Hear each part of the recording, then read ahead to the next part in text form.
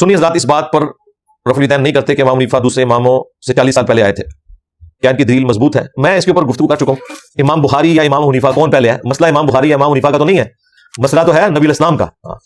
امام حنیفہ کے جو استاد ہیں عطا بن ابی رباح، جن کے بارے میں تاریخ بغداد میں صحیح سند سے قول ہے، امام حنیفہ کہتے ہیں میں نے عطا بن ابی رباح سے افضل شخص روئے ارض پہ کوئی نہیں دیکھا.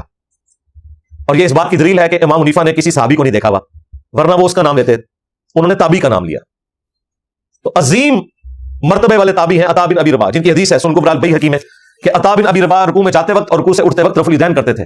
ان سے پوچھا گیا کہ آپ ایسے کیوں کرتے ہیں؟ تو انہوں نے کہا یہی سوال میں نے عبداللہ ابن زبیر سے پوچھا تھا کہ آپ رکوع میں جاتے وقت اور رکوع سے اٹھتے وقت رفع الیدین کیوں کرتے ہیں؟ تو انہوں نے کہا کہ یہی سوال میں نے اپنے نانا ابو بکر صدیق سے کیا تھا، تو انہوں نے مجھے بتایا کہ نبی علیہ السلام ایسے نماز پڑھتے تھے. یہ پوری گولڈن چین کے ساتھ روایت ہے سنن کبری البیہقی میں. عطا بن ابی رباح، ان کے استاد عبداللہ ابن زبیر جو خود بھی صحابی، اشرا مبشرہ حضرت زبیر کے بیٹے، اما عائشہ کے بھتیجے، اسماء بنت ابی بکر کے بیٹے، اور ابو بکر صدیق کے پوتے، اور حضرت ابو بکر صدیق رضی اللہ تعالیٰ عنہ کے نواسے. اور نماز کس سے سیکھ رہے ہیں؟ حضرت ابو بکر سے.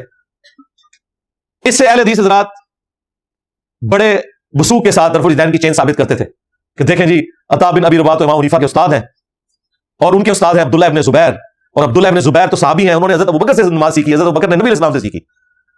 اہل حدیث کو کیا پتا تھا کہ عبداللہ ابن زبیر سے ہاتھ چھوڑ کے نماز والی روایت ہم پیش کر دیں گے؟ اب ہم دونوں کو جوڑتے ہیں، ہم کہتے ہیں کہ عبداللہ ابن زبیر ہاتھ چھوڑ کر نماز پڑھتے تھے، کہتے ہیں یہ تو ان کا عمل ہے، آپ سنت سے دکھائیں. اور آپ نے بتایا کہ انہوں نے نماز حضرت ابوبکر سے سیکھی ہوئی ہے، اور حضرت ابوبکر نے نبی علیہ السلام سے سیکھی ہے، یہ تو آپ نے بتایا تھا. تو عبداللہ ابن زبیر تو نبی علیہ السلام والی نماز پڑھتے تھے. لو سامو ٹھیک ہے. وہ انفیت تے پیارے تے ویسے ترسا رہے ہوتے ہن کسی کھاتے ہی نہیں رہے، جس طرح یزید تے کسی کھاتے ہی نہیں رہا. بڑی مصیبت آ گئی نا جے اسی حدیثاں کر دیتی ہیں جنگ جمل صفین نہروان کی. اب تو یزید کا تو کوئی ذکر ہی نہیں ہوتا نا، مسئلہ تو بہت بڑے لیول کا کھل گیا نا.